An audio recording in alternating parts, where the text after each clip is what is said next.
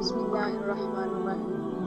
رسول اللہ صلی اللہ علیہ وآلہ وسلم نے دودھ پیا، پھر کولی کی اور فرمایا اس میں چکنائی ہوتی ہے۔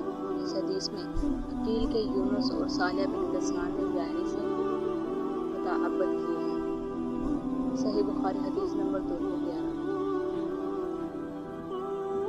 رسول اللہ صلی اللہ علیہ وآلہ وسلم نے فرمایا کہ جب نماز پڑھتے ہیں وقت تم میں سے کسی کو اونگ آ جائے تو چاہیے کہ وہ سو رہے یہاں تک کہ نیند کا اثر اس سے ختم ہو جائے، اس لیے کہ جب تم میں سے کوئی شخص نماز پڑھنے لگے اور وہ اونگ رہا ہو تو وہ کچھ نہیں جانے گا کہ وہ اللہ تعالیٰ سے مغفرت طلب کر رہا ہے یا اپنے نفس کو دعا دے رہا ہے۔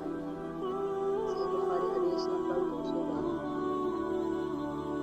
آپ صلی اللہ علیہ وآلہ وسلم نے فرمایا کہ جب تم نماز میں اونگنے لگو تو سو جانا چاہیے اور اس وقت نماز پڑھیں جب جان لے کہ وہ کیا پڑھ رہا ہے۔ صحیح بخاری حدیث نمبر 233۔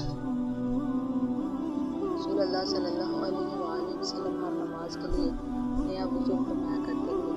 میں نے کہا تم لوگ کس طرح کرتے تھے؟ کہنے لگے ہم میں سے ہر ایک کو اس کا وضو اس وقت تک کافی ہوتا ہے جب تک کوئی وضو توڑنے والی چیز پیش نہ آ جاتی، یعنی پیشاب بخارنا یا نیند وغیرہ۔ صحیح بخاری حدیث نمبر 214۔